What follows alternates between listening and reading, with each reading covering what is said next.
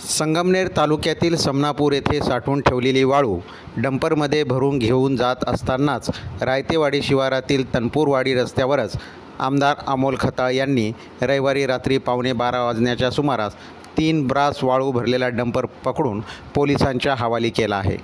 या प्रकरणी शहर पोलिसांनी दोघा वाळू तस्करावर एका डंपर चालकावर गुन्हा दाखल केला आहे। दरम्यान आमदार खताळ हे रायतेवाडी येथे एका कार्यक्रमासाठी जात असताना त्यांना तनपूरवाडी रस्त्यावरून वाळूने भरलेला डंपर येताना दिसला। त्या क्षणी आमदार खताळ यांनी आपले वाहन थांबवून त्या डंपर चालकाकडे विचारपूस करून चांगलेच धारेवर धरले।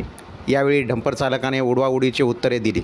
त्यानंतर आमदार खताळ यांनी तहसीलदार धीरज मांजरे यांना भ्रमणध्वनीवरून ही माहिती दिली आणि पोलिसात गुन्हा दाखल करण्यास आदेश दिले।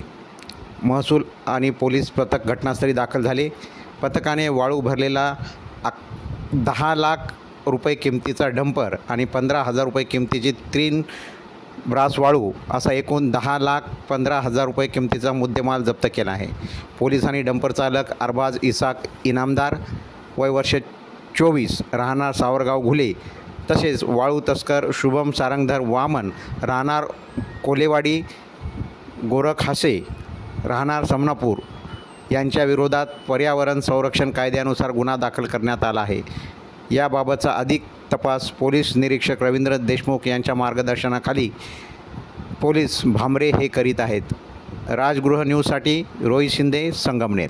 लाईटला तुम्ही काय हप्ते घेऊन बसता का? लाज वाटतं का तुम्हाला? कस काय गाडी चालू आहे? दिवस रात्र चालू आहे, स्थानिक सांगू राहिले। लाईट चालू तुम्ही ना अर्धा तास झाला मी इथं आमदार गाडी अडवतो तुम्ही झोपा काढता का? किती वाजता फोन आला तुम्हाला तहसीलदारचा?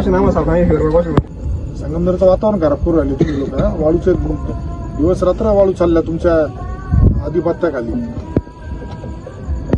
समनापूर तुमच्याकडून तुम्ही गणेशाची त्याची गाडी आहे, तो तिथं मस्त वाळू काढतोय, त्याच्या जमिनीतून काढतोय, नदीतून आणतोय।